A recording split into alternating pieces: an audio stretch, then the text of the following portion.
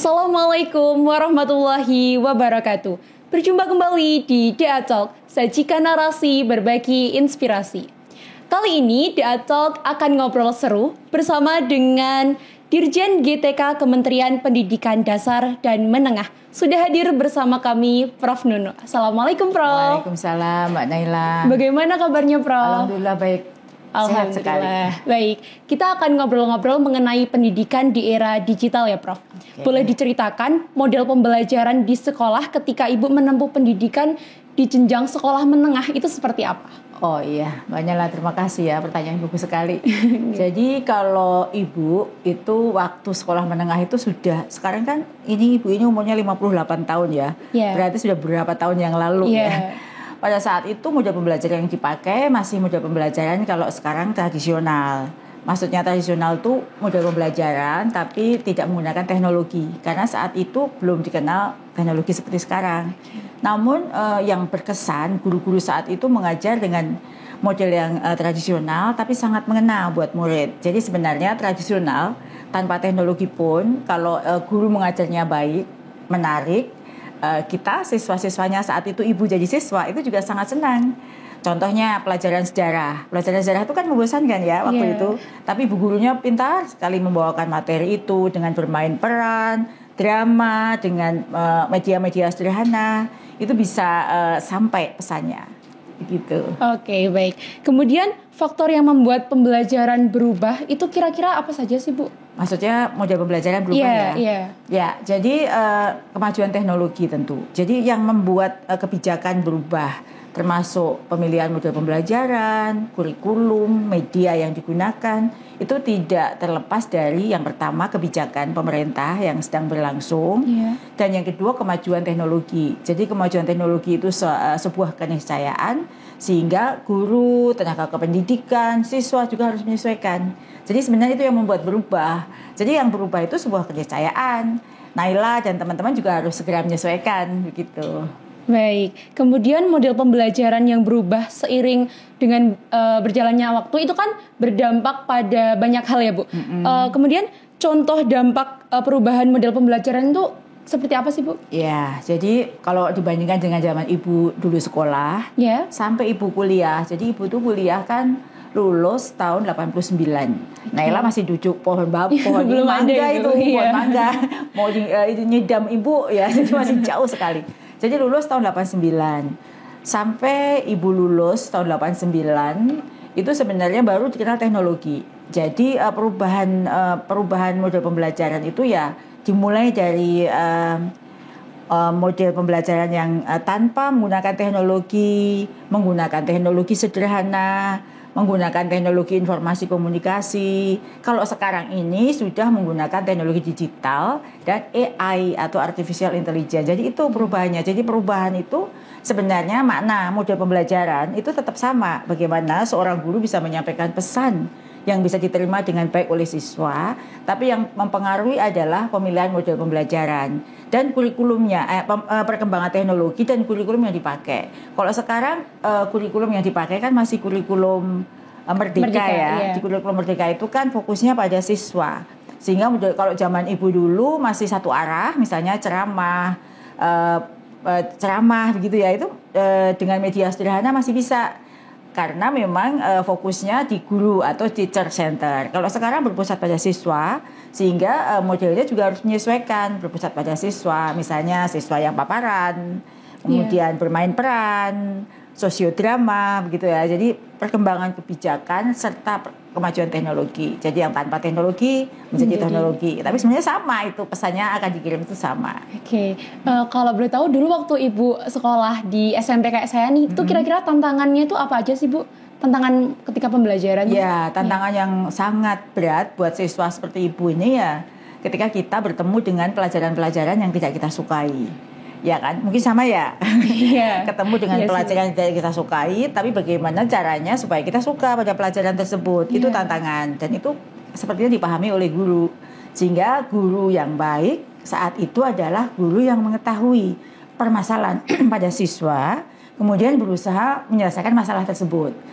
Kalau misalnya pelajaran tertentu itu tidak menarik buat siswa, biasanya pelajaran sejarah, pelajaran sosiologi, pelajaran IPS gitu yang kurang menarik, itu bagaimana guru bisa membuat pelajaran itu menarik. Jadi yang tantangan yang terberat adalah ketika kita dihadapkan pada satu mata pelajaran yang tidak kita suka, tetapi kita harus menyukainya karena ini tuntutan kita sebagai siswa. Gitu. Oke, kemudian di era digital seperti ini, menurut Ibu Nunuk, pembelajaran yang ideal itu seperti apa sih?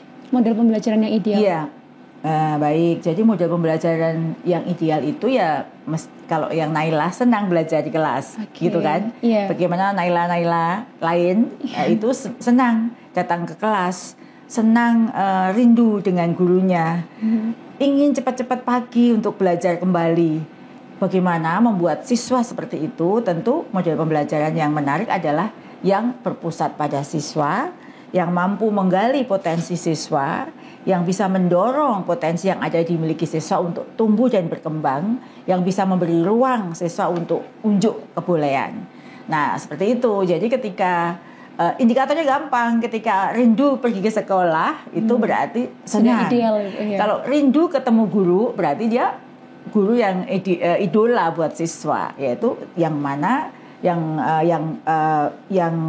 yang baik itu adalah yang memberi ruang pada siswa untuk tumbuh. Nah, penggunaan teknologi itu adalah namanya itu pelengkap ya, bukan satu-satunya.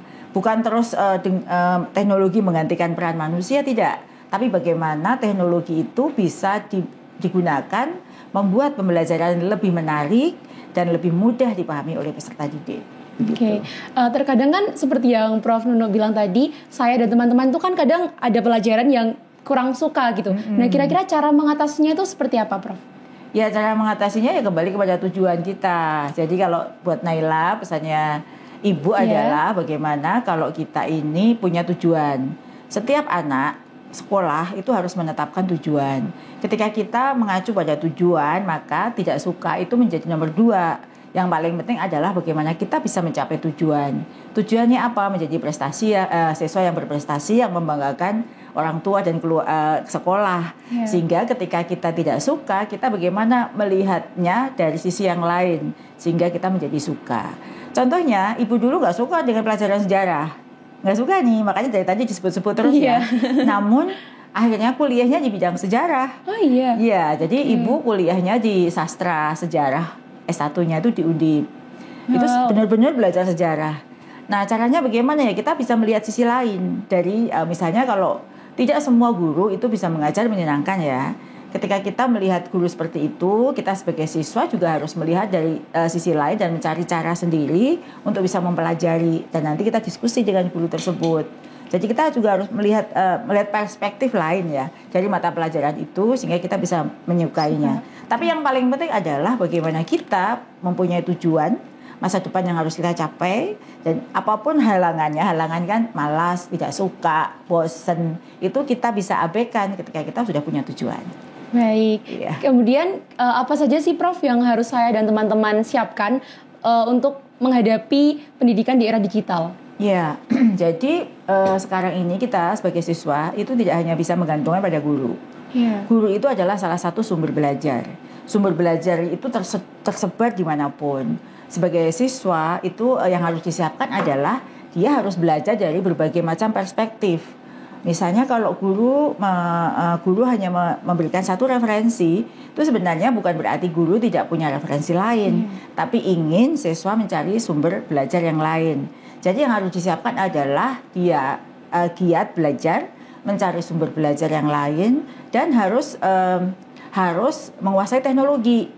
Karena perkembangan teknologi itu sebuah keniscayaan yang tidak bisa kita hindari. Jadi jangan sampai jadi anak zaman now itu gaptek. Ya, jadi teknologi. Dia harus ngerti teknologi. Karena kan nanti ke depan ya, sebentar lagi itu coding itu masuk ke pelajaran sebagai pilihan. Pak Menteri ini sudah akan menambahkan materi coding sebagai pilihan. Itu berarti kan teknologi. Lalu sekarang kita punya sumber rumah pendidikan sebagai sumber belajar. Kalau dulu hanya guru yang menggunakan sumber itu, ke depan siswa juga harus pandai mencari sumber di rumah pendidikan itu. Jadi yang pertama yang harus disiapkan adalah rajin belajar, mencari sumber lain, Sehingga nanti ketika Naila diminta untuk jadi pemapar pada saat diskusi, Naila punya wawasan yang luas untuk bisa menyampaikan pada teman-teman. Yang kedua yaitu menguasai teknologi. Agar ketika pembelajaran kita berbasis teknologi, kan nanti sebentar lagi menggunakan artificial intelligence. Nah, AI, Naila juga tahu menggunakannya. Ketika guru meminta mencari referensi menggunakan sekarang apa yang kalau ChatGPT itu kan AI, itu tahu bahwa nggak boleh. Jadi kita mengambil begitu saja dengan ChatGPT atau seperti itu nggak boleh. Jadi penguasaan teknologi kita itu harus bagus. Tetapi Naila sebagai siswa SMP yang sedang punya masa depan yang jauh, itu juga harus selektif dalam memilih sumber-sumber belajar mana yang bisa dipakai untuk mendukung pembelajaran kita, teknologi apa yang boleh kita kuasai, dan apa yang tidak selayaknya belum kita bisa kunjungi. Oke, kemudian kan tantangan saya dan teman-teman ketika belajar menggunakan gawai, itu kan kami mudah terdistract ya, Bu. Nah, kira-kira penanganannya itu seperti apa sih biar mudah terdistract? Sebenarnya ini tergantung pada diri Naila sendiri. Makanya tadi pesan Ibu itu kita harus pandai melakukan pemilihan ya. Kita karena nggak ada yang bisa ngontrol selain diri sendiri. Misalnya kalau di sekolah tidak boleh pegang, pasti hanya pada saat jam pelajaran. Di rumah mama atau bunda bilang jangan pakai gawai. Ini kan untuk belajar bunda, kan bisa begitu. Jadi sebenarnya yang bisa menjadi orang yang mau memilih sendiri itu adalah yang bersangkutan sendiri. Jadi bukan orang lain. Jadi yang pertama ya kuatkan tekad. Tadi seperti Ibu pesankan, selektif dalam memilih sumber. Karena kita punya Naila masa depan masih panjang. Jadi masih panjang sekali. Jadi harus fokus pada tujuan. Kemudian pandai memilih sumber mana yang terbaik. Kalau perlu minta pendampingan orang tua dan guru ya. Oh iya, tadi kan Ibu sempat mention coding akan masuk di pembelajaran. Nah, kemudian pertimbangan menentukan suatu hal itu bisa masuk dalam pembelajaran. Kira-kira apa aja sih, Bu? Ya, jadi Pak Menteri Presiden ya pernah menyampaikan bahwa ke depan akan ada mata pelajaran coding itu sebagai mata pelajaran pilihan. Pertimbangannya adalah ketika ini sudah menjadi kebutuhan internasional atau global, maka SDM kita juga harus siap terhadap hal tersebut. Kan kita tidak bisa menghindari ya, ke depan ruang-ruang pekerjaan kita sudah berbau dengan coding, kemudian semuanya berbasis teknologi digital. Kita sebagai bangsa yang berkembang dan bangsa yang besar, tentu SDM kita harus dibekali dengan apa yang sekarang menjadi kebutuhan internasional.